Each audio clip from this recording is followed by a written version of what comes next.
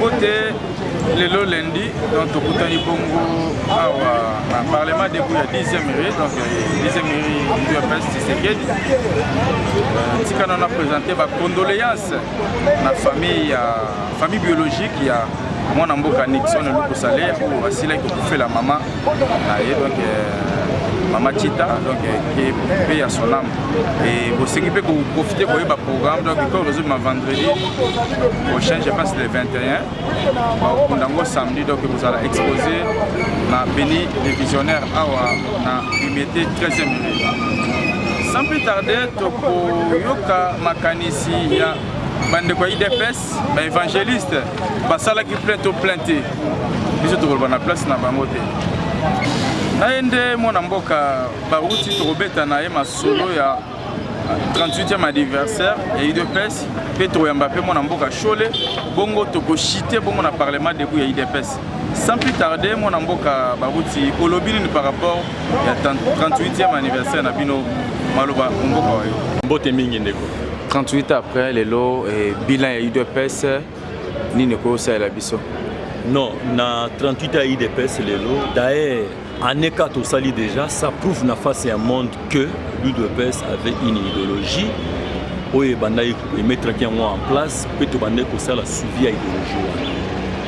Alors nous avons dit que ça n'a pas été singli ba eloko moko. Soki lelo IDPS na leader naie le fait Etienne Tshisekedi wa Mulumba oya tika biso pe à son âme. Na lelo tozana Félix Antoine Tshisekedi comme président de la République. Na Jamar Kabouli comme président AI, na secrétaire général de la vie Augustin Kabouli. Ce qui a continué pour ça la résistance face à Makamounio sur les Akoleka, c'est parce que nos pères fondateurs mettent qui en face une idéologie où babenga ina kombo ya état de droit, liboso na biso ezaki na dictature. Peuple alemba ki dictature, akomaki na besoin état de droit, ndo monaki succès nyoso IDPS ezala yo. Mais lelo nzamba sali moko ya fils politique et biologique. Il y a fait président Etienne Tshisekedi wa Mulumba na pouvoir. Matière nyonso o esala force ya opposition. Il y a un autre qui mettre en pratique. Donc le Congo est cotisant dans l'état de droit et la démocratie. Pour dire quoi? Ceux qui doivent s'opposer, en matière to vider déjà ba contenu na bango. À moins que ba luka idéologie mususu o yoya ko combattre état de droit na démocratie. On est bimaka après ba siècle. Donc 38 ans IDPS c'est connu reconnu na niveau ya Afrique na niveau ya monde. Donc ils ont musala makasio ba père fondateur na biso basali. Kangu ba père fondateur ba mandagi non on était des enfants. Banamike mais vous sentez que ba garder ligne. Batikali ko se dérouter. Dieu merci aujourd'hui tous en pouvoir et mission tous en amour pour to bunda qui pona to tia état de la démocratie. Zamba soumis biso to longi. To continue la deuxième mission. Bonne gouvernance. Pourquoi bonne gouvernance? Parce que to sangani na bateau baza ya idéologie na biso kakate. Accident et histoire de salut que tokuta na bande kwa FCC. Bateau baza na idéologie na biso te. Constitution tini biso to sangana bango to kena bango nzela mo. Siko to sala ndenge ni to kena bango mais sengeli to surveiller sikoyo bonne gouvernance. Ya momoni bato bazo comprendre biso te tantôt to opposition, tantôt to za na pouvoir. Et li kolobani nous sommes en train de veiller dans le principe nabiso ce que ça mis en pratique ou pas. Je m'excuse. C'est ça le travail que nous sommes en train de faire. Dans 38 ans de l'eau, bravo à l'IDPS. Parce que déjà, en 1990, le peuple déjà à Longa qui maréchal Mobutu à l'Obagi que dans mon vivant il n'y aura pas deux partis politiques. Sous le leadership il a fait Etienne Tshisekedi wa Mulumba, précieux à l'IDPS, maréchal Mobutu plaira le 24 ans. Il a achat. Première victoire du peuple à travers l'UDPS. Nous, on a qui appartient à Wana, beaucoup benga président à parti tel, président à parti tel. Pour l'UDPS, c'est Bundaki a arraché multipartisme. Dès le loba parti nyo se botami. Donc le président nyo so bazana ba parti politique na Congo. Il faut bazala reconnaissant na lito UDPS ça. Bango ba yeko sala parti na bango tango biso surtout long déjà multipartisme. Mais biso demandé ko tel la dictature pour ba parti za ika moko. Tango to longi bango se ba loba konomi. Donc Sengeli vous allez reconnaissant na liti ya muneno UDPS ça na kati na mboko. Mon mboka tozaki na stade batebeli babeke no il y avait pas le message et ceux qui ont ça la synthèse quel a été le message pour avec notre Kendaka pour Tokutana, rappeler sur Tobotama, il est 38 ans, au Zongindako. Non, dire qu'il n'y a pas de message, je sais que Bandekouana, ils ont peut-être basé la bonne foi. Je sais que le secrétaire général a parlé, discours naïf de là qu'il y a circonstances, il y a manifestation. Et celui qui nous a donné vraiment un message, c'était le président Aïe Jamar Kaboul. Mais quel a été le message? Nous allons retenir quelques éléments. Le secrétaire général, le président Aïe Jamar Kaboul a fait ça. Il y a Liboso Lobaki, IDPS, tous en pouvoir, tout Kozala, Pelibela na Libela. Président Jamar Kaboul a dit ça les principes d'un parti politique. Un parti politique a deux missions. Il y a mon et Nakat Nabomona. Conquête du pouvoir et conservation. Quant à la conquête, c'est au Zouaki déjà. Ce que tu as la conservation. Tant que président Zorobaki, Tokotika la libéla, Anin Kolobanini, mariage n'a pas peuple Kotika la Kokufa, Tetimu Koloye soit Goya. Oh, na FCC, ton peuple. Na peuple, je m'excuse. Je m'excuse, pardon, Mingi, Balandezali, na Betty Bakou. Na Kolobabou, discours, il y a président Jamar Kaboul, tant que Tokotika la éternellement, il y a Kolobabou. IDPS na peuple bakotika la okabwanate mariage wane kokufa teti mukolo yeso akuya IDPS akozala toujours na peuple tokozala toujours na peuple pe akozala kaka na biso mais bozala dans la libala na peuple lobaki ndengo wana alors Yami Balé Yami Balé président aye koloba ezana kombo ya ba généraux de Jésus cité na makambo zo na guerre ya est to féliciter qui président de la République na ninga otikotie la biso corps ya magistrature bato ya sika basala musala malamu bakombo ya bato déjà eza cité baleka déjà na grande vitesse parce que IDPS sans justice eza IDPS cité parce que IDPS c'est l'état de droit et l'état de droit c'est la justice donc ningi koloba nini mundu ki ezala na se toje ezala likolo toje kozala likolo ningi koloba nini e ningi koloba mibeko ezala likolo ya mutu nyonso yango tozosenga na bamaisa sika baye tolingi tomona touche na bango bonne volonté na bango tozotenir bango à l'œil surtout Monica les système à kala olobaso to komi na opposition to ko s'opposer kaka parce que condition lobini oh nyo soza mécontent a dans droit pour se manifester et c'est balobi que mon pouvoir manifester en vertu de quelle loi à la lumière de quel article so oza na pouvoir se manifester non ce n'est pas ça ce comment ba pouvoir bazo se manifester s'il y a un danger c'est que baza na solidarité dans les mal l'IDPS ne peut jamais se solidariser dans les mal solidarité na biso ezali dans les biens biso to prona qui ba valeur so aux anti-valeurs en tout cas to se manifester kaka donc c'est un peu ça et puis le président Jean-Marc Atinga qui na kosenga na biso ba combattant unité parce que bato nyos baza ko s'identifier na lito IDPS baza partout président Jean-Marc abengi bango na ba ko nyos baza ba msu basala ba parti tambola lisu tete ba ya na biloko na bango wana nyos basala ki. Vous comprenez? Bah il y a tout coût. Comme si au tango, bah Tshisekedi va se retrouver là, bah quoi n'y a sur la République démocratique du Congo, bah tout va un esprit Tshisekidiste. Bon, on est connu. Il y a un sali appel là, bah tout n'y a sur là. Mon amour, par rapport à FCC coalition, FCC cash, et tout le monde qui vraiment d'abord FCC cash, bozo le là. Cash y a pas ma bien non bozo le là. D'abord, tout bandano na kati ya ndako na bino na cash. Bozo ko se reprocher na nini bozo ko s'apprendre na directeur cabinet mabe bozo ko s'apprendre ça la biso état de le bazo là d'ailleurs IDPS azaki na pouvoir atikalo azaki na opposition atikali ko la te bon na pouvoir atika ko to vous étouffer pouvoir essayer non le problème c'est quoi ça la cacher caméra non il faut que les gens nous comprennent très bien le président Félix Antoine Tshisekedi Yemoko Lubaki ne fait pas de moi un dictateur soki muto asali mabe na ye justice n'est s'occuper na ye. Nous devons comprendre le peuple congolais. C'est pour la première fois que nous avons un démocrate. Démocrate et pratiquant, pas de paroles. Vous comprenez? Un démocrate qui pratique la démocratie. Parce qu'il y a beaucoup de gens qui se disent démocrate, mais bon, on va ça, il a remonté. Le président Félix Aza démocrate. Se reposer acte contre la République, contre la présidence de la République, a dit que ce n'est pas la présidence de la République qui doit arrêter. Et ça, c'est Juji Bayali au Bakolandelayo. Tozotika chaque domaine dans la liberté pour que tout se retrouve dans la carte. IDPS est calculé. Et puis il la collatée. Mais IDPS n'a pas de soit tant que tout le monde a qui anti-valeur et que dénoncer. Pour dire quoi? Même aux IDPS. Ce qui est coutu aux autres qui n'ont pas anti-valeur et coutu, milieu mabé coutu anti-valeur, tu robimso liban. Mais moi, Namboka, sans toute façon, c'est la justice d'emblée dans la musique. C'est le temps sous observation. Vous reprochez le directeur du cabinet. Ce n'est pas à moi de reprocher le directeur de cabinet parce que ce n'est pas mon directeur de cabinet. Il a son chef. Un chef, c'est le président de la République. Mais toujours, mon quand le président de la République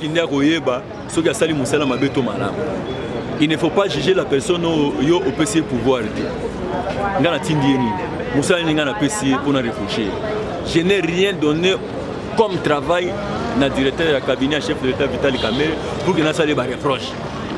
Mon tour appelle ça qui est Moussala Azali, so ka moni milinga Azali, à cause ça les reproche.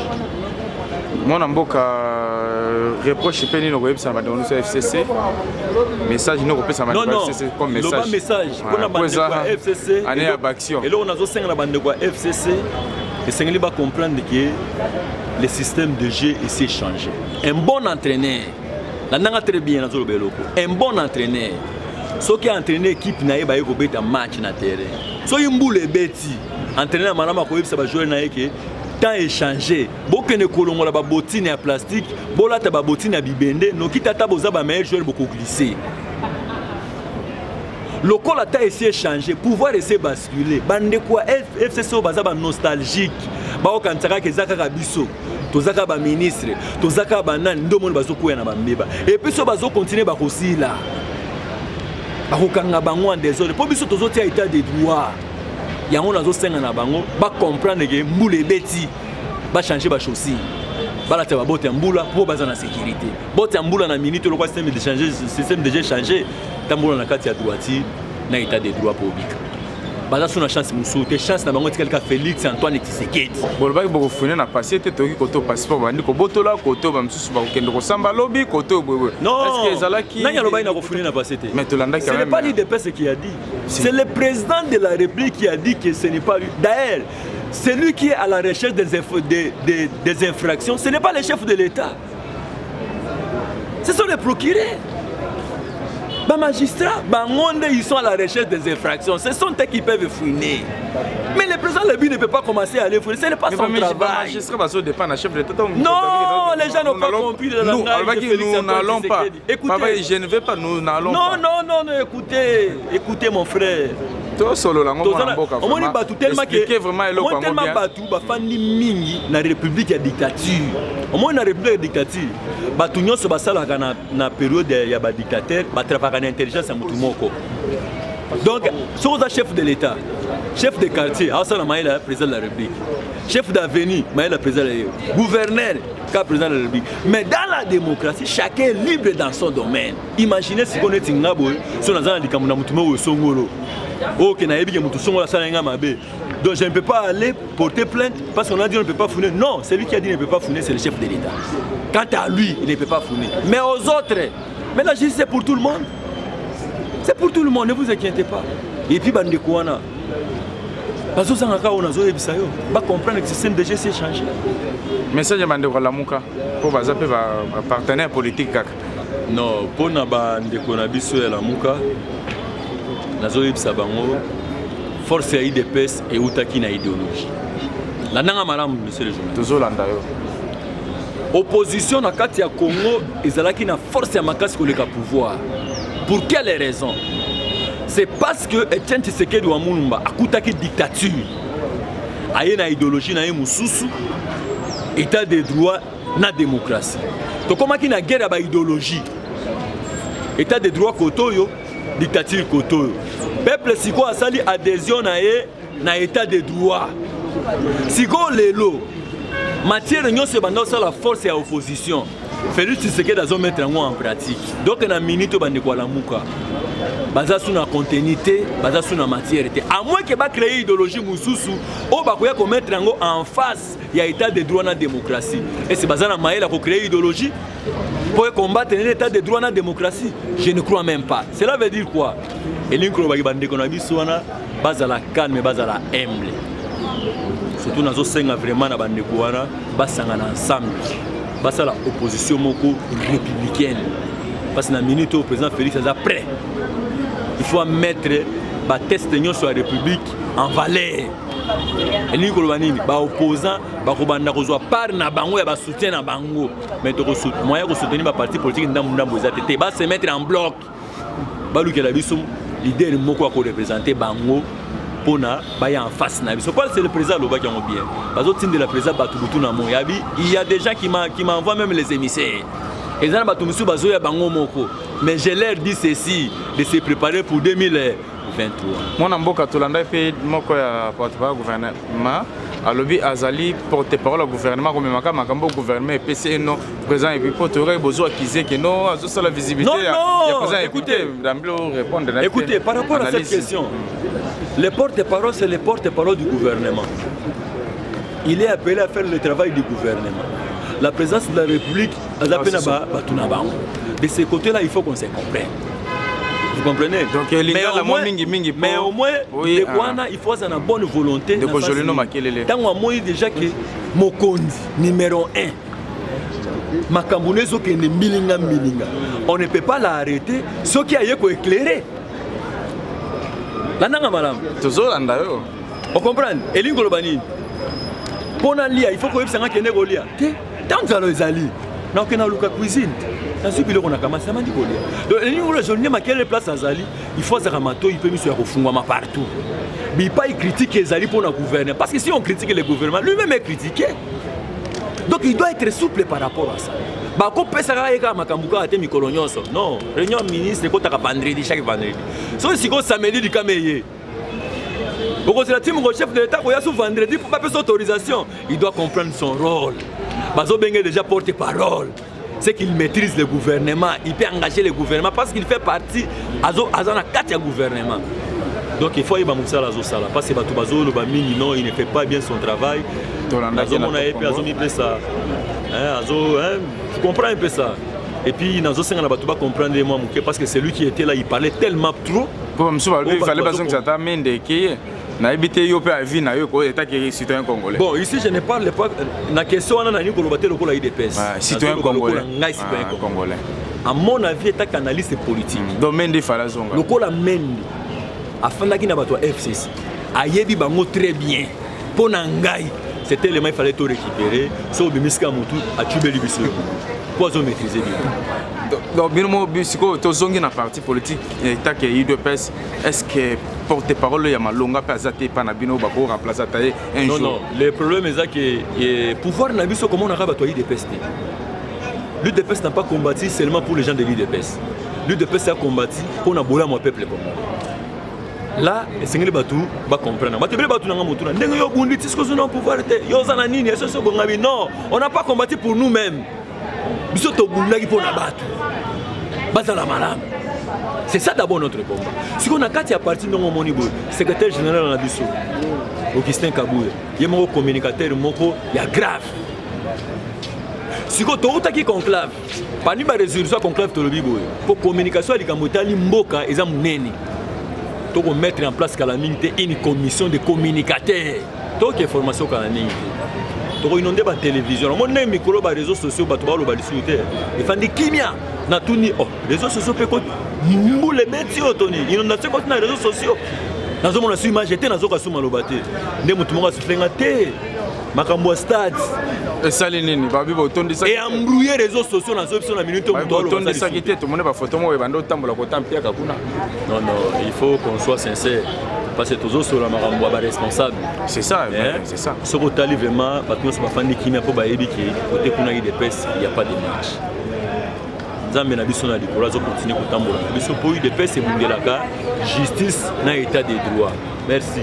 Mutu nyonso oyo abundelaka état de droit na justice ndambazalaka na ye. Po nzambe moko za justice. Force na biso yango. Notre force c'est ça. La justice c'est une attribution de Dieu. Dieu est juste. Tout celui qui oyo nyonso zo bundela justice ndambazalaka na ye. Mwana mboka batebe balelaki bolanda pe quand même makambo so de mouton ni lokolo ba bongo to. Non, non, les camboyasso de moutons, moi, je comme une justice, je vais commentaire.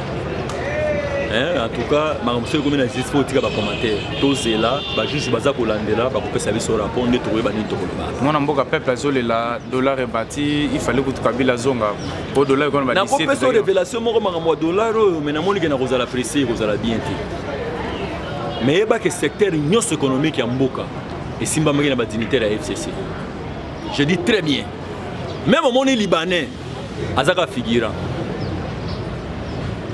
Et ça na mutu moko ya FCC mutu akotaka masango ba vivre nyonso na mboko mutu moko. Isaïe. Donc il y a ce qui a bouché pe mboka. Tu comprends un peu le système? Donc pour dire quoi? Et si tu salis, si tu découvres, si tu comprends. Dans la même idée, tu as un deuxième bouton au senti que bilo qu'on est ici. Et puis nous avons informé au lycée. Mais nous avons trois réserves. Mais nous avons quand même. Oui, tant que tu es dans la campagne. Ba DG nyonso ya République démocratique du Congo bazwa ki ba mbongo na ba entreprise pour soutenir élection ya Shadari bango nyonso mutu na mutu place azalaki akataki mbongo soutenaki nyonso wana kesi ya l'été bana ko tanga makila tango bayoki Félix aleki babangi ba bien pouvoir lesili banduki lisusu bake ko bomba batika vite na makambo bi président Félix atala bato so bayoba kende vitesse mabe fanda na bozela auditer au moins makambo leki na stade ozo kana lipsa tozolanda soki ezalaki parti wana ya kala nde esalaki na stade nde baja on entra bazana 52 mois impayé ba entreprise elingi tanga makila en désordre mais IDPS akei entreprise ata moko ezoleleza te tozwi mbongo entreprise te kutu wana bamandataire te twakuna bamandataire te mais nzambe asungi biso malembe tosali makambo biso eleki na kimia peuple a répondre makambo eleki malamu na remercier population nyonso o bayaki surtout ba combattant ba combattante o bazalaki actif na kati ya musala makasi salama ki pona réussite ya stade des martyrs ba combattant nyonso vraiment félicitations vraiment parti ya bino na sentir vraiment que beaucoup lemate to sengi ce qu'on a ba autorité à partir na biso hiérarchie to sala nyonso pona peuple oyo po peuple balingi kotika biso te biso pe totika bango te libala ngo ezala ka ndenge Jean-Marc alobaki libela jusqu'à ce que Jésus-Christ revienne. Merci Mwana Mboka Chole Mbote. Oui Mbote papa. Oui to ye komona yo botiaki makelele tozala pe kaka awa pona mobilisation après mobilisation tokutani pe kaka awa mabela ngozo kabiso balobi stade eboyaki bino okaki mobilisation échec. En tout cas néanmoins que ozalo souffrir na malaria po esana ba malaria musumu tosoka beli place à 1 + 1 = 2 ya zo sala confusion. Les lois na ba réseaux sociaux silence na ba radio silence parce que stade etondaki na 21e siècle oyo il y a 2020. En tout cas c'est l'IDPS seul aza capable de retourner ça stade des martyrs. Totondi si stade des martyrs ba Facebook ba plateforme nyonso ba réseaux sociaux et kangami commentaire ezate. Maintenant bato bakomi ko loba o etondi te stade etondi to pesi message. To kendaki ko fêter 37 ans, il y a lutte plus une année au pouvoir. Une année au pouvoir, les salariés qui sont langue. Une année au pouvoir, les salariés qui sont à l'évaluation. Dans le cabinet président de la République, est-ce qu'il y a des voleurs? Tout ça, l'évaluation, oui, il y a des voleurs. Dans le gouvernement, est-ce qu'il y a des escrocs? Tout ça, l'évaluation, oui, il y a des escrocs. Ce n'est pas, ça ne dépend pas de l'IDPS pour être au Kangabat. Appareil judiciaire. Biso tozako bunda pour l'état de droit mutu nyonso akozala cité précisément dans le programme il y a 100 jours il y a président de la République en ce qui concerne ba sorte de mouton mutu nyonso alia mbongo IDPS asengi démission na ye stade tondaki peuple babeti maboko même bato batrayaki Tshisekedi wa Mulumba à l'époque to ebengisi bango moye kotanga bakombo ezate parce que à l'IDPS ceux qui m'ont sali repentance, total il est masumu na été. Batebele même après Genève balanda biso mais baboma mboka oto yamba bango. Mais problème nanga inquiétude des alikaka peuple congolais azolanda mobimba. Ceux qui est dans la communauté la diaspora congolaise. Est dans le peuple congolais à l'interne. Ceux qui na boleki sitan bozomona so abesho la zone kana benfote yebabe azalaki tabassé par ba membre à INC. Batie batama kofi na banzera ba lubike ba luka besho le ba betaye to za déjà information to zo ba appel ya menace mais biso to na IDPS nzungu oyo ebanga masoko nzungu ebanga moto te mutako intimdenga zate po to zo sala lit oyo za sainte pour na sauver nation congolaise aux États-Unis d'Amérique batelemela Trump parce que azaki moral mais yo so batelemela ko sali mariage à 3 fois pourquoi zo tinda batu obeta ba Même la constitution congolaise est claire, personne ne peut se marier plus de 3 fois après tout. Alors, il y a un abisso clair, papa journaliste, stade Tondaki, Makamboza nango bien, peuple a réclamé que Bamiyibi bazande na présidence, c'est l'autre bon mabiso angwana. La présidence, c'est une association de malfaiteurs. Au rôle, on a besoin de faire des sécurité. Avant tout ça, Makamba Betayo et Babi qui message Zalaki. Message Zalaki, yo landi Jean-Marc Kabundouti.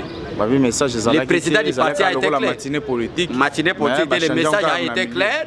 Nous demandons à l'appareil judiciaire de faire l'enquête, même il y a il fallait passer la matinée. Non, non, non, non. Matinée, IDP c'est ça, à niveau sous la matinée, ils ont pour moi, restreint. Mais on est pour le peuple congolais. Plus de 80 000 personnes qui ont été donc, ils ont message Zalaki clair. Tous ceux qui ont été cités, Nakacha vol, il y a une année à président de la République, va démissionner dans Bangamoko avant justice et Bengabon. C'est ça le message du peuple azozé. De mettre en garde FCC d'une manière indirecte, étant un politicien, Jean-Marc Kaboun, ne peut pas citer les noms, il y a bateau Tozana Bango 70 ans la coalition. Il va mettre en garde que Moutounio soit salé le hôtel à Rokutana IDPS Nazela.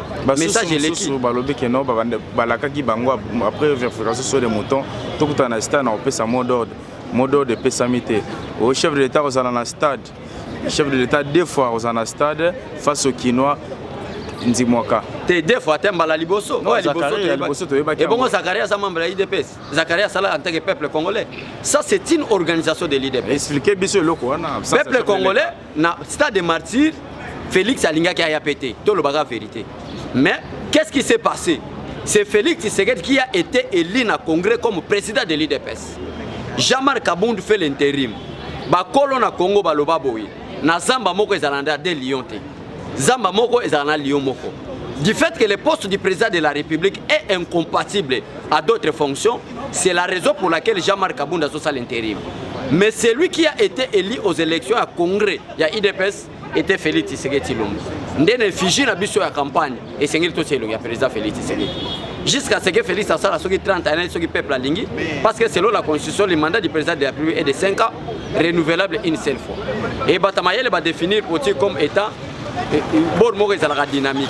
Alors, conformément à l'article 5 de Konanga, le peuple a bima pe na balabala, lui que la souveraineté de l'État appartient au peuple. To bima na balabala parce que nous avons seulement Félix Tshisekedi à 30 ans. On a des projets na biso te toyi ba te sur le peuple au sala bongo. Alors, le message na biso a été clair. Na stade de martyrs, bato nyonso déjà bayoki, tozota la sigo oya ko fongola mbanga a dévier message à IDPS nda koyeba ke makamde ni esala. Mais tout le monde va s'inquiéter pour le décalage. Zaki 10h et Kobanda 14h30. Et Botika va polémique inutile. Et ça, il y a toujours un décalage. Le programme nini yo zanango ko pesa peuple que to loba 10h. Ba tracto vocabulaire ils 10h. Et R zalaki 15h.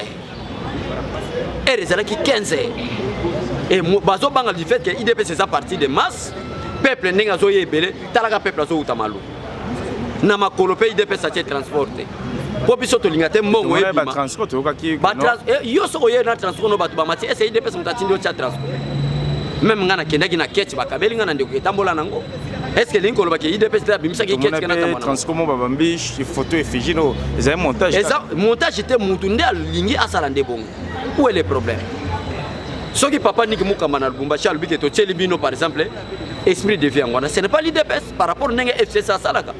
Kokende ko melisa batu diamba ko mema bango na veme bokolia fufu mais IDPS ça ça la politique pour le peuple congolais aza la conscientiser mboka na biso kende liboso ndeko nanga totamoli makolo pour le peuple kende donc yo muto zolo bake na 2023 okoza la président de la République stade des Alioane bandana ngoto de sa stade président ba koma kango na accord te président ba koma ngone élection na majorité à peuple congolais.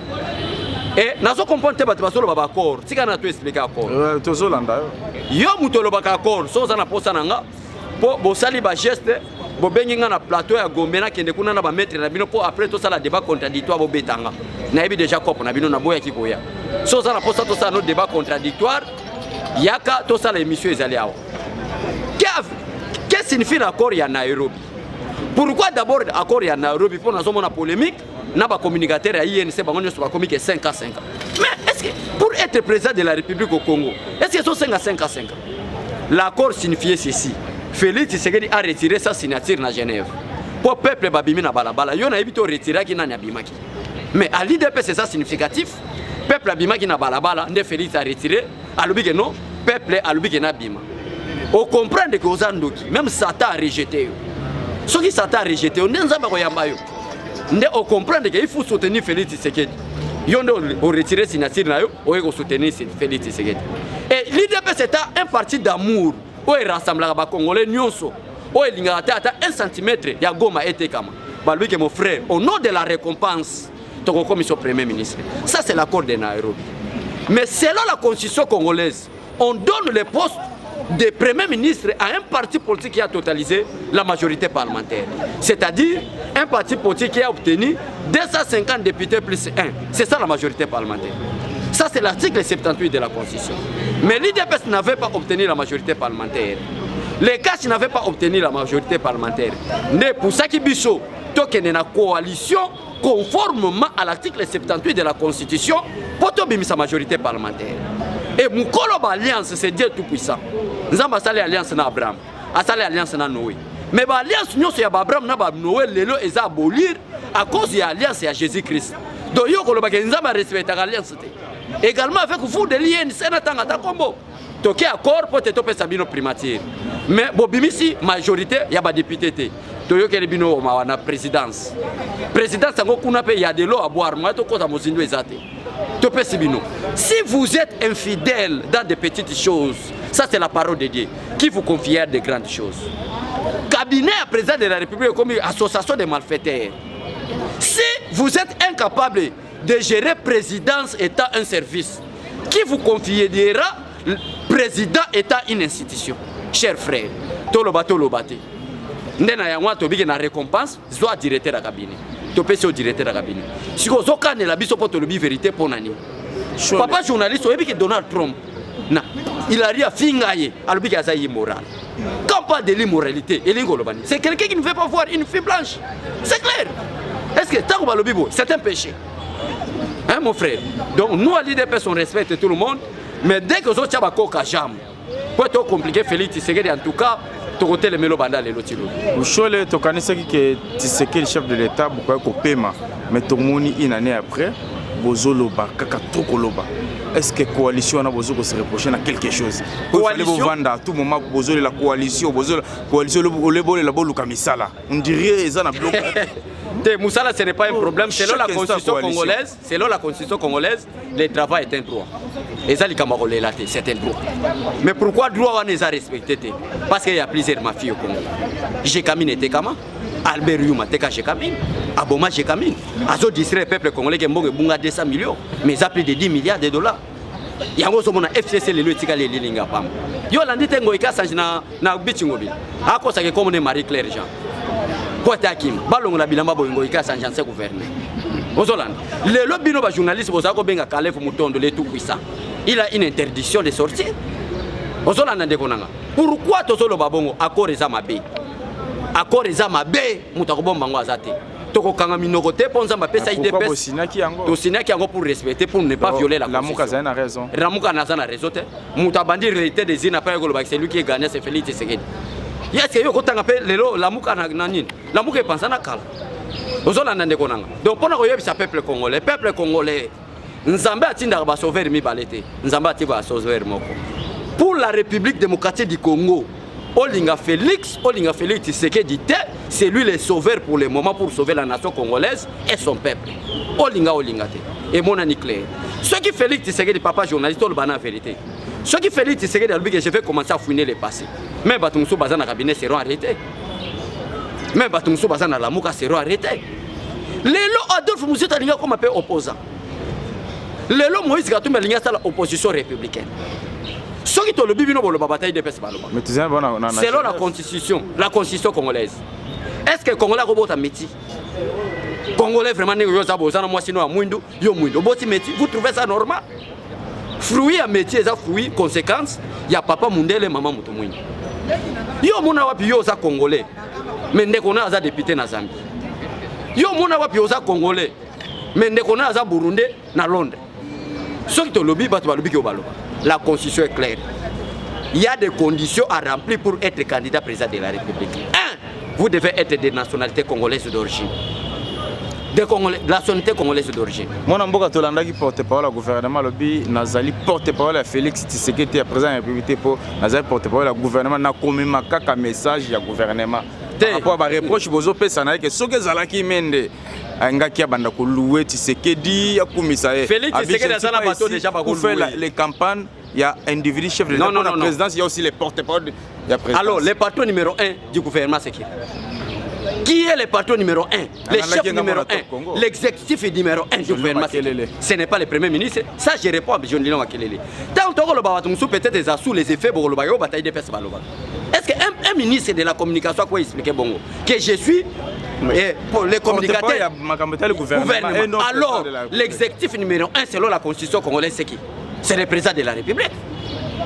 Ce n'est pas le premier ministre. Le premier ministre est le numéro 2 dans le gouvernement. Mais le numéro 1 est l'exécutif national. C'est le président de la République lui-même qui a nommé le premier ministre et les membres du gouvernement. En commençant du premier ministre ainsi que tous les membres du gouvernement, la vision à chef de l'État. C'est clair. Jolino Makelele. Donc, ceux qui sont communicateurs, il y a le président de la République. Et bon, il y a communicateur, il y a INC. Il y a gouvernement. Oh, il y a défendre INC. Hier, résolution. Mon frère, la communication, ils sont incapables d'expliquer le peuple congolais. Bisoto ko yebisa ka ndeko ozoma musalo asali azana ba maîtrise belé mutu moko zo yebisa yete ka kumisa Félix Tshisekedi. Est-ce que Jolino Makelele na la visibilité chef de l'État ils a vraiment la communication présidentielle, c'est lui qui est le chef de la communication présidentielle, c'est membre de l'INC. Qui hein? J'ai oublié son nom, je ne peux pas citer ici pour Bazolba. Le département de la communication, la présidence, c'est membre de l'INC. Le porte-parole du gouvernement ou le ministre des médias, c'est membre de l'INC.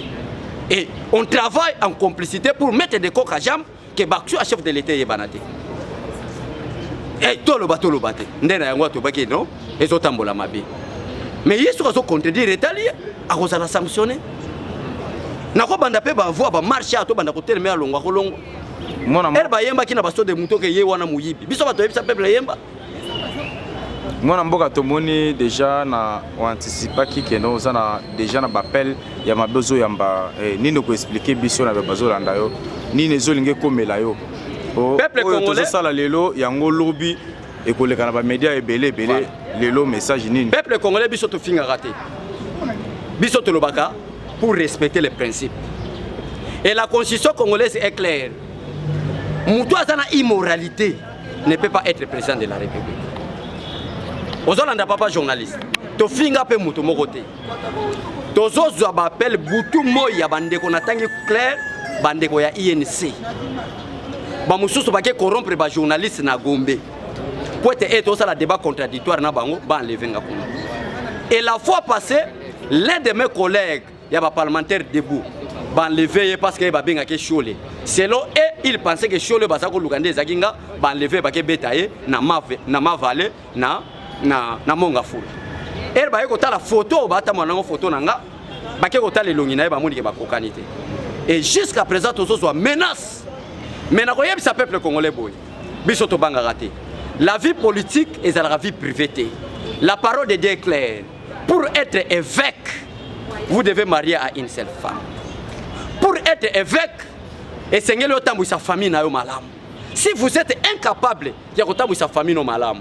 Ndé ko travailler église abato soki église évêque balobi ke aza mutu moko azali azo gérer peut-être 100 personnes église 200 personnes à plus forte raison le président de la République qui gère plus de 80 millions du peuple congolais ba ko tia oza immoral soki to lobi bongo auto bwa kila bato bambwake ndé ba menace tozo so butu moi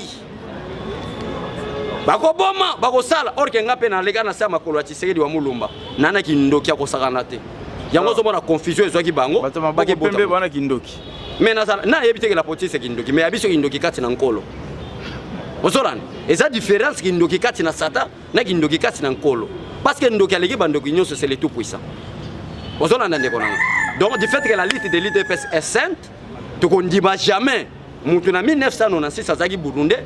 Après entrer à Fudela comme congolais, ton dimate que la bisomboka.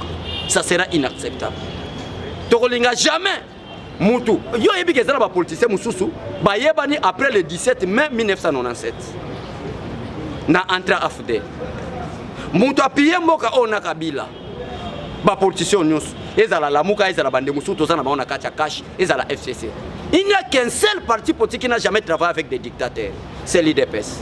Et quand on parle de la dictature au Congo, c'est-à-dire détruire le pays, il n'y a que l'IDPS qui n'a jamais travaillé avec des voleurs. Toutes ces personnes, même ceux qui sont proches du président Félix Tshisekedi, ce sont des anciens collaborateurs de Joseph Kabila. Ceux qui Félix Tshisekedi a dit que je vais fouiner le passé.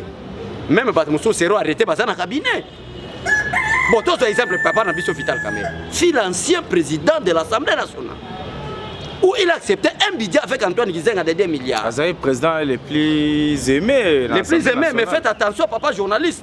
L'Assemblée nationale, selon la Constitution, est définie comme l'autorité budgétaire. Il y a un amendement dans le programme de la gouverneur. Mais c'est via accepter un budget de 2 milliards. À l'époque, ça c'est détruire. Blaguer avec les peuples. Les autres ont différents. Différence entre 2006 et 2020. Botika Kindoki, Botika diabolisation. Biso na ide peste totel mais la mutu nyonso ayaka ko tchaba ko ka jambe pour Félix Tshisekedi travailler. Bato bazako yemba na déplacement Félix Tshisekedi mona ba travail. Est-ce que biso bato tina bango ba yemba? Pourquoi makamu nyonso mabe batanga ka komona yo? 15 millions ozana kati. Koboto la mibasi ya mbisisi ozana kati. So tu lobi bongo to lobi mabe. Donc nous on parle la vérité. Yesu azala qui sacrifié à cause de la vérité. Biso peso ko sacrifier à cause de la vérité et ozala. Mais nzamba lobi na makomi na ye, on vous fera la guerre, vous ne prendrez pas. L'IDPS sera au pouvoir aujourd'hui, demain et éternellement. Jusqu'à ce que Yesu akoya azui ba combattre IDPS to kota lola. Bato bakotika la nena Satan na mabele bati ko diriger Congo. Message à Souka na ba diaspora ba Orlando pesa na numéro de téléphone. Peuple congolais, merci. Merci vraiment na source info RDC, na staff technique Mobimba. Merci na batu nyonso ba combattant nyonso IDPS peuple congolais. Nenga bolanda ki mot d'ordre stade martyr de Tondaka, lelo ba jaloux, bazo zanga ba argument ko lobana ba réseaux sociaux. Na oyebisa bino ka bo. Nzamba lobi na ma commune, vous devez lutter, vous devez prier pour votre pays. Car votre bonheur en dépend. Bonheur n'a pas dépend de si nous avons beaucoup de prières, non. Si le pays évolue. Comment est-ce que le pays est évolue, madame? Si nous avons des personnes comme des Félix Tshisekedi. Oh, abotora moi c'est motute. Oyo, a travaillé na bemiyibite. Oyo, azamu yibite. Parce que une année Félix Tshisekedi, Joseph Kabila est na pouvoir gaboy. Après une année va proclamer milliardaire. Mais Félix Tshisekedi salaire est pas même dans journal officiel. Mais bateau baza na cabinet babandi ko somba ba mapango na bakinkoli. Agent en chef azo somba lopango mais chef na lopango. Voleur systématique. Na ba la zamba ekomi ko somba na moi inane. Na ba nyama nyoso bana ka. Batu mususu kuta zoki tango balate. Aye ko sala mariage après avoir été nommé au cabinet du président de la République. Donc to biki si batu belé Félix Tshisekedi abala kala na tongo. Aye ko balate pour comme président de la République mais yo aux nouveaux mariés même ngana bala libosona. Donc c'est que yango zo justifier présence ya mokonzi abanyama na kati ya makambo IDPS na stade pour basombe zamba. Te mon frère, IDPS za mukolo zamba. Otoki basomba zamba playa. Te na papa basomba te. En tout cas c'est difficile na zo ebisayo que IDPS atika pouvoir ondimela. Présence ya Rason membre ya FCC. Ouais le côté ba menga ki animé ka peuple membre na biso ya ndeko na so bati luko toki ndeba na solo. Te ouais vraiment merci beaucoup mon frère.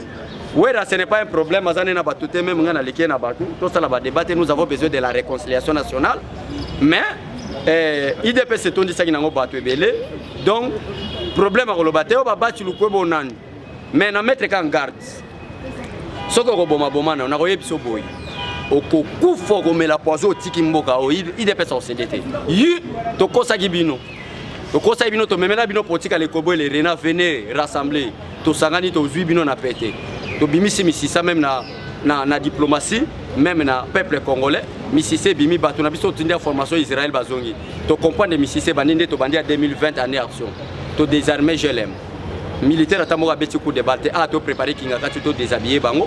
To tigala ka na 15 policiers ba sécuriser en tant qu'ancien président. Les lois Kabila Boula qui a Félix Tshisekedi à mon amoké. Ok, Félix Tshisekedi a même les politiques les corbeaux et les renards. À celle qui est politique à Tshisekedi à Moulumba. Et ça qui est politique à radicalisme. On a même politique les corbeaux et les renards. Eh bonjour monsieur Joseph Kabila, que vous êtes joli, que vous me semblez beau. Kabila a na pouvoir de mon raison ici, bonjour, et Félix à lui, quelle chance à ce pouvoir. Maintenant, pour les flatter, il faut dire que je ne peux pas fouiner le passé. Alors, maintenant, on va fouiner le passé, ça, il est à réclamer un stade de martyrs. Dossier Kamouina, ça peut faire dossier Saut de Moto, dossier Albert Youma, merci, mon grand Jekobea, nous avons fondé Kalev Mouton, nous avons maltraité Rabat.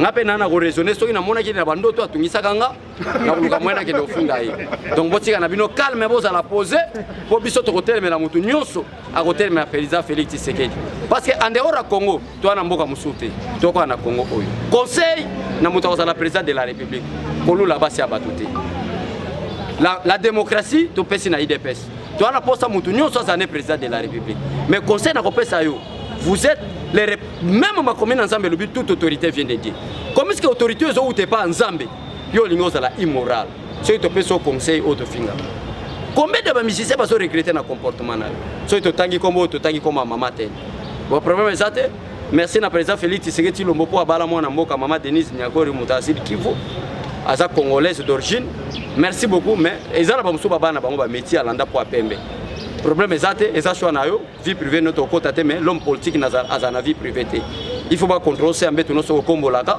il faut pas yemba chambre na yo soko bimana ba c'est abatu c'est ça la vie politique c'est comme la vie de l'église que Dieu bénisse la République démocratique du Congo que Dieu bénisse le peuple congolais mais que le tout puissant maudisse toute personne qui est contre la vision du chef de l'État toute personne qui est en train de mettre des coques à jambes pour te féliciter c'est que la désavouer le peuple congolais beaucoup cocater parce que pouvoir est outa lola si je sais ce que yeso roya zubiso to koti lola parce que même ma commune ensemble les clair bande ko belé ba benginga balbi ndenge ba massa bozana ba na coalition ba ye na kati ya stade de Martyrs te biso to bité biso to sangana na bana mikete bande ko ya biso INC bana 9 ans en politique c'était mineur selon la vie physique moi na 9 ans OK mais maintenant stade de Martyrs abuka na pamba biso to na 38 ans ndetu miko ekemba donc eza kuna nde ba yaya nde sengeli baza na stade de Martyrs eza nango ke bakoli nanu te bakolana yo muto bota mika lobi 9 ans même 18 ans même sur la dose la FCC basa la quand même état FCC ba royate ce sont des voleurs kolanda coalition te FCC na yebite banda kabila ti mutaso kutu kabila yemo alobi que je suis en train de chercher 15 bons collaborateurs à traiter batune mo que des escrocs FCC to kenek na bango na principe constitutionnel maintenant na yebite basa ba mi Chadar yeo aza par terre mutabimisa hyperkit politique mais moi si jinaka bamba bete coup de tête na aéroport akita na avion zonga lelo Chadar abimarso libanda mboka te politique ya arrogance futaka te zala humble comme ba combattant IDPS zala ka humble comme Félix Tshisekedi soit au pouvoir pour azaki orgueillité mais longo nga na regretaka ba politicien ba diaboliser muluba ko au pouvoir te Félix Tshisekedi ayena système ya baluba te ki arrogance ayena humilité ba congolais ba komi ofinga Félix Tshisekedi yuma kabila nomai parce que aye humble bon nde Félix azui chikote toko banda ko sukula nanu kabine fimbu papa zelaka justice atanga kombo na yo po o balobi ke ozo jouir nanu innocence zelaka justice atanga kombo na yo o mona ndenge peuple ko bima na balabala to senga démission na yo d'ailleurs Jean-Marc Kabunda a été clair que après ouvert enquête judiciaire mutu nyonso komone ko tangama esengela démissionner to zubino na pété ba miyibi fatia boki masanguti albi masangu ngona boki pote masangu ebota congolais alia fufua masangu ebele yo zano muyibe bani ko doda poza pigeon ndo kangami na filete to suyoti comment est-ce qu'un voleur rôle ba makambo akor donc merci beaucoup source info merci beaucoup na peuple congolais biso Tshisekedi atikela biso ka maloba mena ba principe so to moni ko zandumba to loba to ka munokota so moni ke na cabinet otondi sika ba ndien ba métis to loba te pourquoi peuple congolais a lité combattant a lité pour le démocratie kota osundo libanda yo na birono ba mona ka basi ya pembe ba mona ko na babar tout un chef comme vous bon si monsieur Félix va toucher belé après tout so des moutons vous allez inaugurer le 30 décembre so des moutons vous allez inaugurer le 30 mais on appelle quand même date le 23 décembre et talibango bon quand ça va si Félix Tshisekedi touche mais peuple congolais na chité na ngawana merci na batu ba pesa biso confiance na lobeli bino clair vous allez menacer na degré au sakanate ceux qui bon monde ngaité na lobeli bino clair c'est l'INC mais bon mon nanga kaka po batie ba mettre na ba victoire na ba poignon sur place na olekana sa l'émission bazo nga ba buka nga mais or que na limo na nga pe bozo nga il faut za lobima na mwasi ya motote bozo nga esengelo boto la vieille bempia na mwasi te soki osala mwasi coup d'état oza maboko mwindu oti kozwanga te mpo biso maboko pembe yango oyo. Merci beaucoup. Merci beaucoup. FIFA. Viva.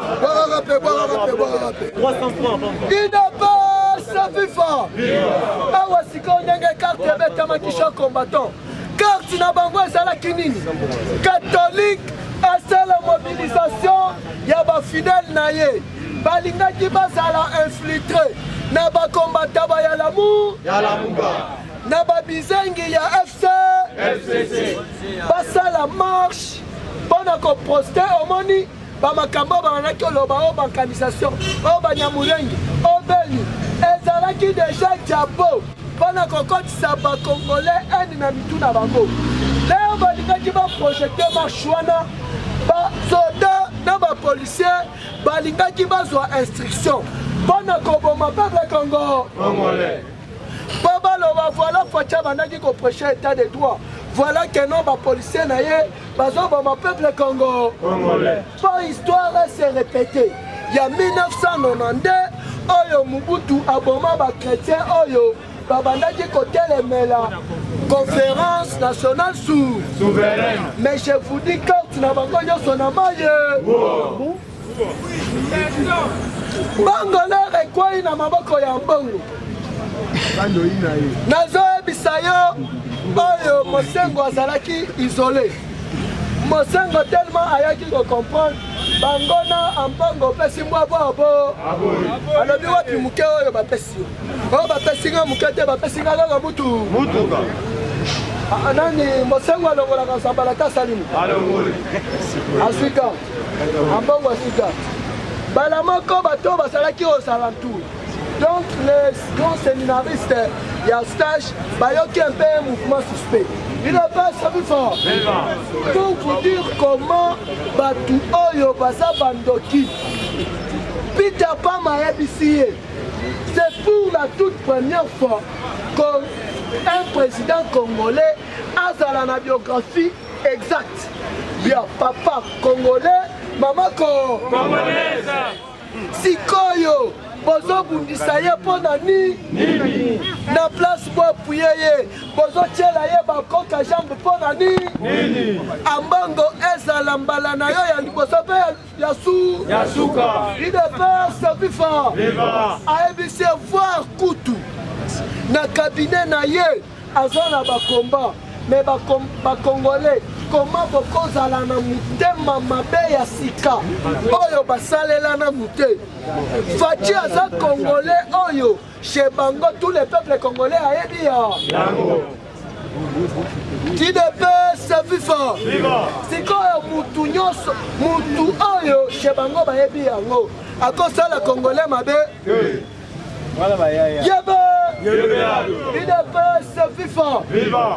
pourquoi akutanaki na société civile alobaki na société civile boye société civile kozala manipulé na basoi-disant opposant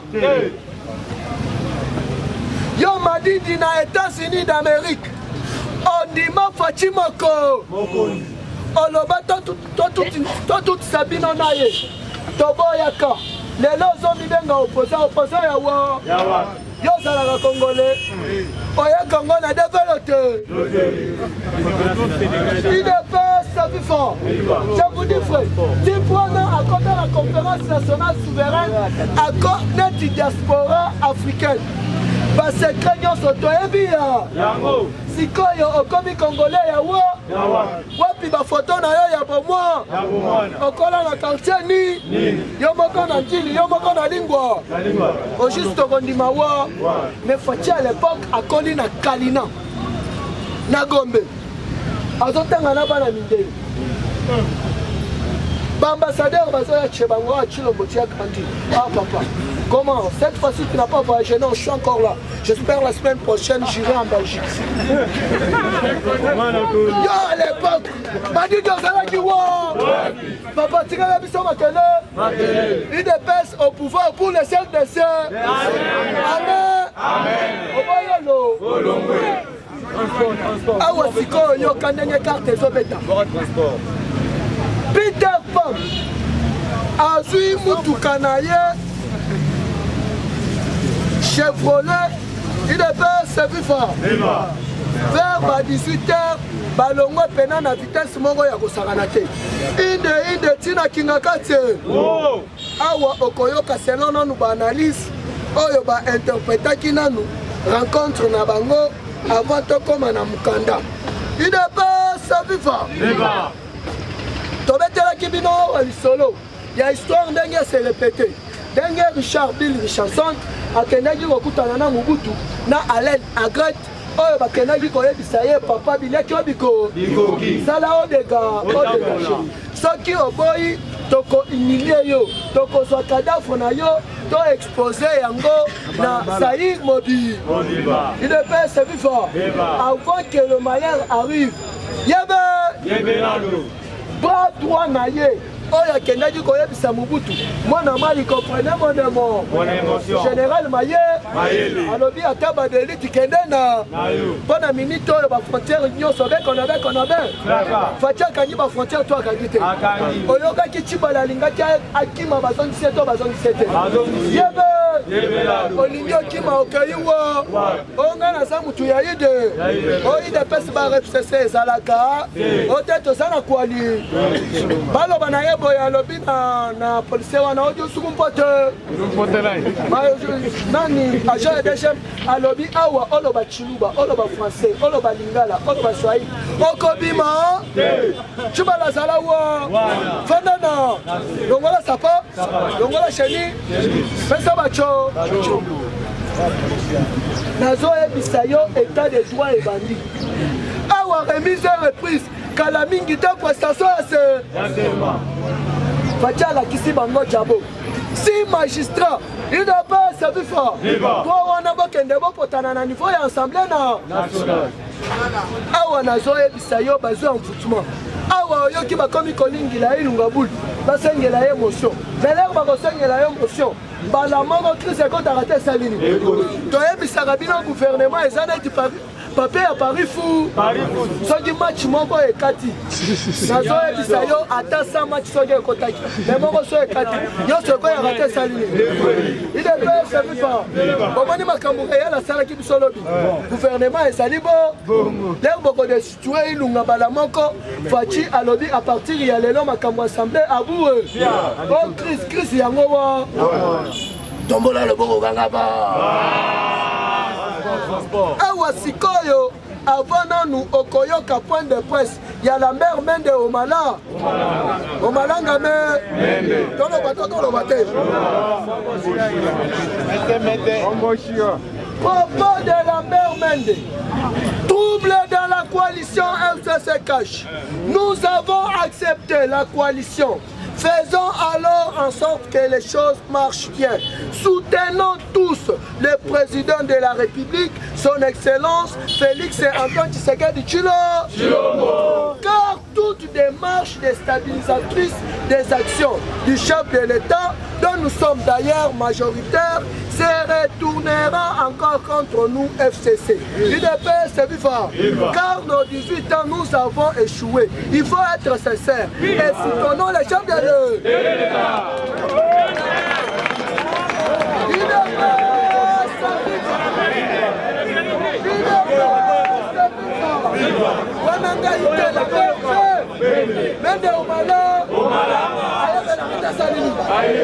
balukaki yango bakosilisa yango UDPS Viva basi balobi tobandela trouble dans la coalition FCC trouble dans la coalition FCC Cash. Nous avons accepté la coalition. Faisons alors en sorte que les choses marchent bien. UDPS Viva.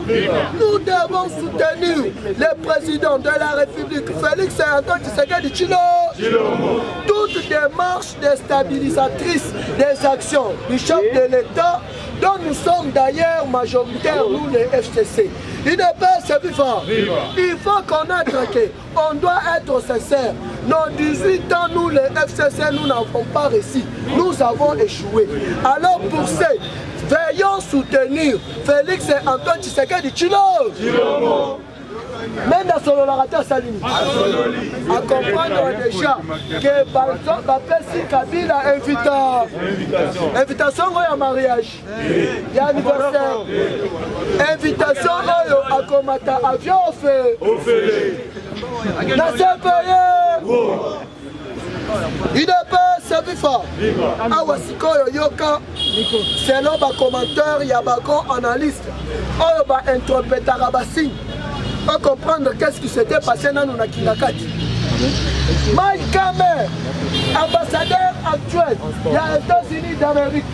Aboyi nanu kopesa Kabila mbo. Aboyi kokota na photo. Alobi ngai na ye kaka kotika Peter Pan bazalaki délégation ya 6 personnes. UDPS Viva. Superviseur ya Pentagone azalaki na kati na ba. Superviseur ya Sia azalaki na kati na ba.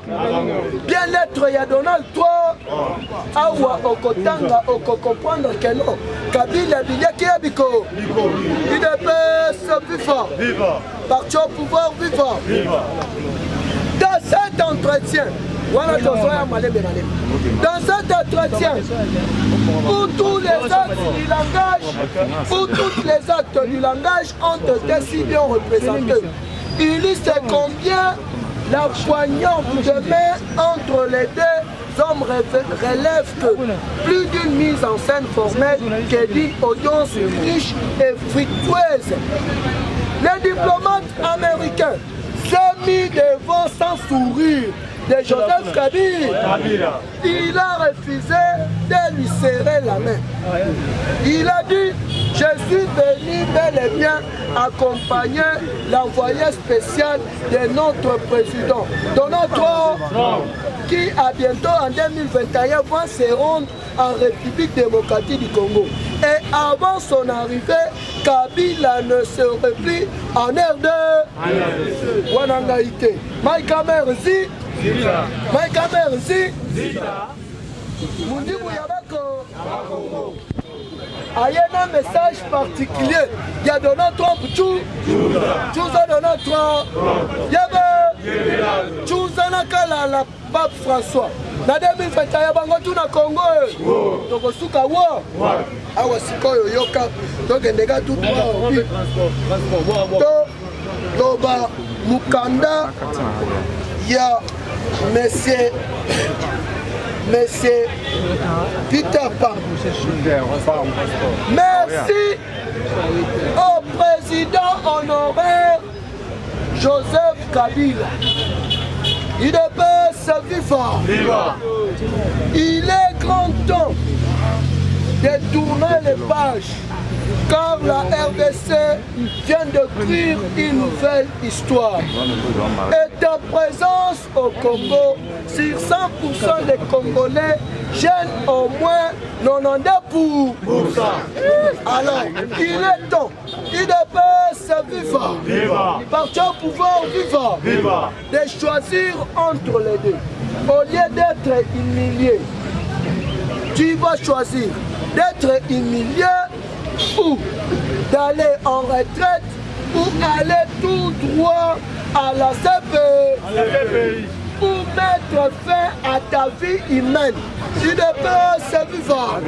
D'où alors Donald Trump et l'administration américaine t'accordent encore des mois de réflexion. Tu as tout le temps de consulter tes soi-disant conseillers qui t'ont induit en erreur depuis 2001. UDPS Viva. Et nous donner la réponse exacte avant d'être humilié. Tu signes Peter Pan. Nabucco.